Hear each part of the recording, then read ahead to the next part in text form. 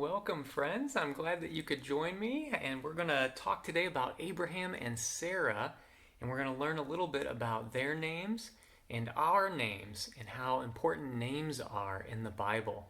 So I brought something with me to remind me of how important names are. This is a name tag that I wear sometimes when I go to the hospital to visit people from church that might be sick or that might be having a baby, or any number of reasons that they might be in the hospital. I have to have this name tag so that people know who I am when I go and visit the hospital. If you have a sticker or a piece of paper and you want to write your name on it and stick it to your shirt or something like a name tag, you can do that to remember our lesson today as we learn about names. Names were very important in the Bible. Sometimes God would change a person's name to show God's power or to show that something had changed in that person's life or in their relationship with God. Maybe sometimes they had been blessed by God, and so their name was changed because their life was totally different now. So it was kind of a way to talk about a new start, right? A new name, a new life. In the New Testament, God changes people's names. We see Saul's name is changed to Paul. And we also see that Simon, one of the disciples of Jesus, his name is changed to Peter. And God also sends messengers to tell people that their babies should be given certain names, right? We hear about the angels visiting Mary and telling her to name her baby Jesus. There were messengers that went to Zechariah and told him that he should name his baby John. So names will be very important in today's story. We're going to meet Abram and Sarai, and God will do something special to their names. In this story, God gives Abram and Sarai never-ending love and promises to remain faithful to them. And guess what? God does the same thing for all of us too, so that we can trust in God. So I'm going to read this story from our Spark Bibles, and it's the story of Abram and Sarah's visitors. And it's on pages 34, so here we go. When Abram was 99 years old, he and his wife Sarai were still waiting for God's promise of a huge family to come true. Abram was getting frustrated. He asked God, "What are you waiting for?" God spoke to Abram, "I will keep my promise, and I will change your names. Instead of Abram, your name will be Abraham. Instead of Sarai, your wife's name will be Sarah." Abram was afraid of what God said, and he thought he was too old to become the father of so many people, and his wife was too old to have children. He fell on his face and peeked up with one eye. Could God really make such a thing happen?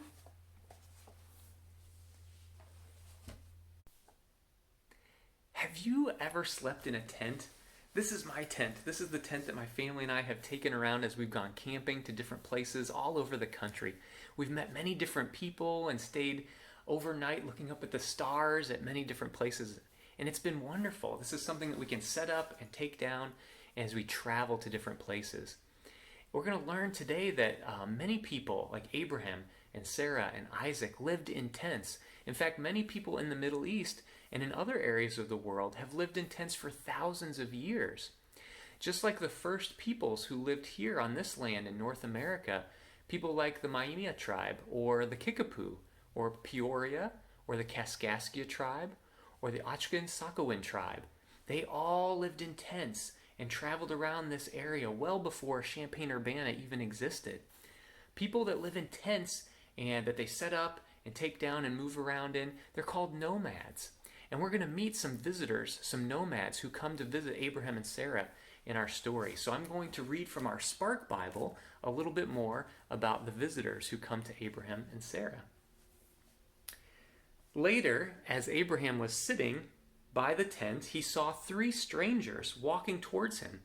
Abraham squinted into the sun and wondered who could be visiting him on such a hot day. "Hi," Abraham said when they arrived. "You must be tired from traveling. Would you like to sit down and rest and maybe have some food?" Quickly, Abraham asked Sarah to make some bread. He ordered his servant to prepare some meat. Sarah stood hiding in the tent, listening to the visitors. Who are they? Why had they come to her tent? And why were they talking about her? She leaned in a little closer.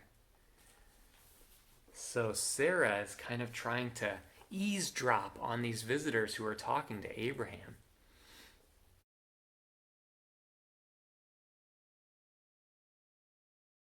Now, because people traveled all around, it was important to be kind to visitors. People were traveling in hot desert sun, and they might be hungry because they've been walking all day long. So when these three travelers came by Abraham and Sarah's tent, Sarah and Abraham invited them out of the hot sun and made them a meal and let them rest. They showed kindness to strangers.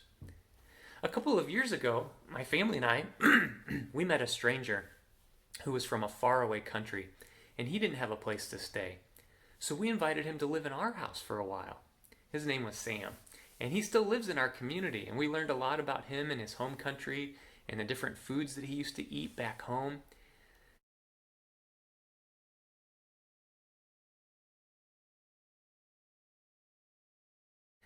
We may not live in tents today, but we can still show hospitality. We can still welcome strangers and show love to people that are visiting our communities or our homes. The next time you see a tent, I want you to think about this story. I want you to think about how you can be kind to strangers and how you can welcome visitors.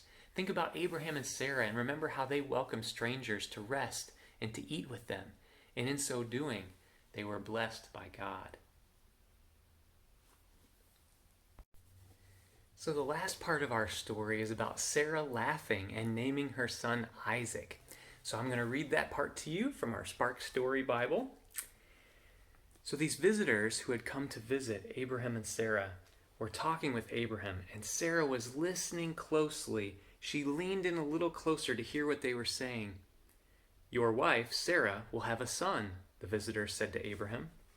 Sarah started to laugh. Didn't they know that she was too old to have a child? The visitors looked up. "Why is Sarah laughing?" they asked. "Doesn't she believe God's promise will happen?" God's promise to Abraham did happen. Sarah had a baby boy and named him Isaac, which means laughter. Abraham and Sarah's family grew and grew and grew, and God blessed each generation with laughter and happiness. So this last part of our story is all about Sarah laughing and then naming her son Isaac, and his name means laughter.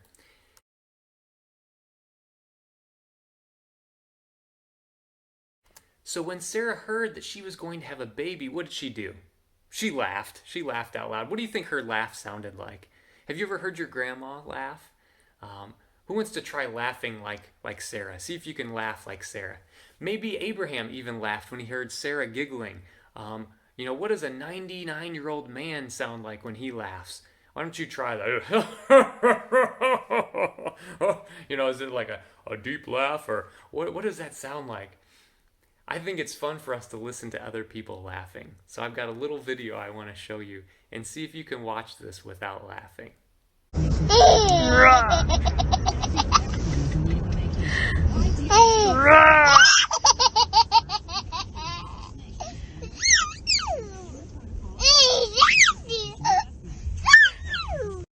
I don't think I can watch that video over and over again without laughing myself. What things make you laugh? In that video, the boy and the music and the stopping, the clapping just cracked him up. Maybe funny jokes make you laugh. If you know a funny joke, why don't you pause this video and tell it to your family right now? There's lots of funny jokes that make me laugh. Sarah laughed because she thought that she was much, much too old to have a baby. And later, when she had her baby, Sarah thought, man, I laughed and I shouldn't have laughed. I should have understood that God keeps his promises. And so she decided to name Isaac Laughter. And that's all part of God's happy plan. Isaac's name means laughter. Do you know what your name means? My name's Jason, and Jason means healer. Remember at the beginning of our lesson how we talked about how important names are in the Bible? So there were lots of people whose names told us something about their story in the Bible. Jacob's name was changed to Israel, and Israel means one who wrestles with God. And guess what? Jacob's story, part of his story, is wrestling with God. Esau's name was meant red and hairy. And guess what?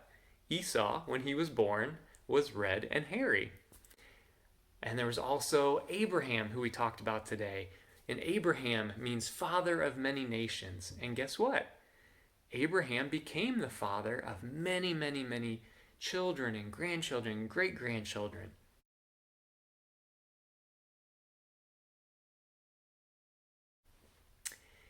So in the stories before Jesus, we are able to remember stories easier because the people's names remind us about their story and what God did in their lives. But everybody's name is special, unique, and has meaning. Our names make us who we are. Do you know how you got your name? How did your parents decide on the name that they chose for you? Why don't you ask them? Say, Mom or Dad, why did you pick the name that you gave me? My parents told me that if I had been born a girl, my name would have been Michelle. Maybe you can ask your parents if they knew if you were going to be a boy or a girl, and if they had names picked out or if they waited to find out. Find out what your name means. My son Zechariah, his name is Hebrew, and it means God remembers. Silas, his name comes from Greek, in the Greek Sylvanus, which means of the forest. So who knows what those meanings might come into play as God continues to work in their lives. So let's review our lesson from today. 1. God changes Abram and Sarai's names to Abraham and Sarah. 2. 3 strangers visit Abraham and bring good news. 3. Sarah laughs when she hears that she will have a son. And 4. Sarah has a baby boy and names him Isaac. So that's kind of our review from our story about Abraham and Sarah and the strangers visiting them and giving them a blessing.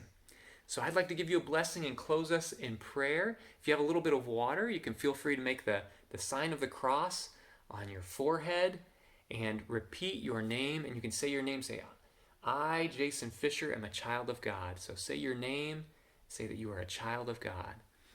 Our names are so important. All right, let us pray. O God, you made the stars above. How great is your name in all the earth. O God, you made the earth that we love. How great is your name in all the earth.